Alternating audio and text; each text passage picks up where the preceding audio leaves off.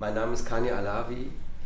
Ich bin 1980 nach Berlin gekommen und da habe ich an der Hochschule der Künste angefangen zu studieren im Bereich Malerei, Grafikdesign.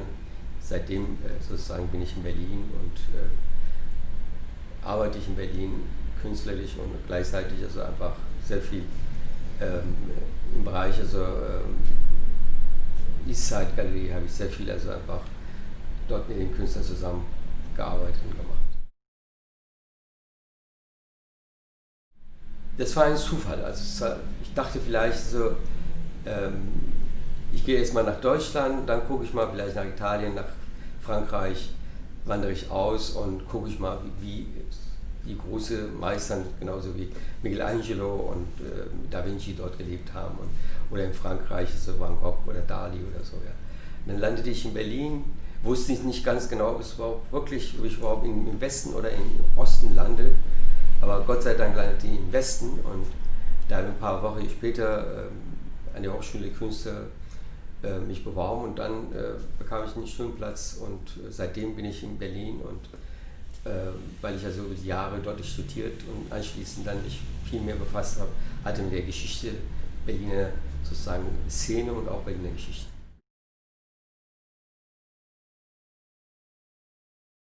Genau, richtig, also am Checkpoint Charlie gelebt und weil es mich interessiert hatte, wirklich viel mehr mit diesen Trennung, also warum eigentlich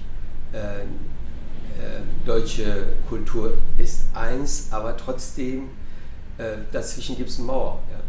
Und da konnte ich am Anfang nicht so verstehen. Und dann haben die Leute mir gesagt, da sind die zwei politische Systeme und die haben natürlich gegenseitig über die Jahre sozusagen gekämpft. Irgendwann mal dann entstand also eine Mauer, die dann die Menschen sozusagen gekesselt hat und dann war das, wie gesagt, für mich gezwungenerweise Verständnis und da trotzdem diese Gedanken, für mich war das immer noch nicht reif. Habe ich immer gesagt, also es ist Schwachsinn, man kann nicht also durch die Mauer die Menschen sozusagen trennen und sagen, also wir haben Freiheit, wir können also uns schützen und so, ja, und vom Faschismus und dies und das.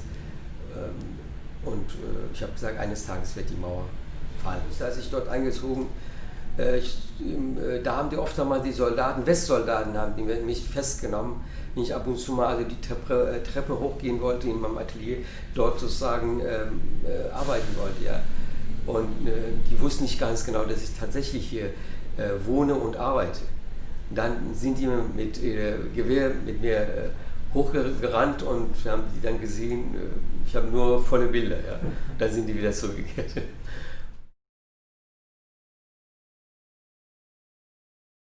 Das war sozusagen ruhig erstens, zweitens war ja beängstend. Also das heißt, man konnte das Gefühl haben, jederzeit passiert was. Ja. Und vielleicht werden die Leute wieder verhaftet oder sozusagen geraubt. Ja. Und für mich war das natürlich gerade an dieser Stelle, war eine Nahtstelle für einen Künstler, der dann wirklich viel mehr sich befasst hatte mit dieser Geschichte Ost-West. Ja.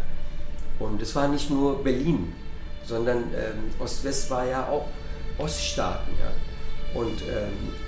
Und gerade an dieser Stelle, am Rande Mauern, waren sehr viele Wohnungen frei. Weil die Menschen wollten nicht unbedingt am Rande Mauern leben. Da habe ich dann gesagt, also jetzt muss ich beginnen, tatsächlich mich befassen mit der ganzen Ost-West-Geschichte. Gleichzeitig dann gesehen, wie die Menschen zum Beispiel geflüchtet sind, im Westen waren, dann protestiert und ihr Rest der Familie zum Beispiel rüberzubringen. Am Checkpoint Charlie, Museum Checkpoint Charlie zum Beispiel, war ja Rainer Hildebrand. Oftmals waren wir zusammen und da hat er natürlich oft erzählt, also was es überhaupt los ist hier. Also, und sicher für die Menschen waren erstmal eine Propagandageschichte, aber trotzdem fand ich interessant, ein Mensch sich befasst mit Menschen, die dann flüchten nach Westen und versuchen also einfach in Freiheit zu gelangen und hier zu leben.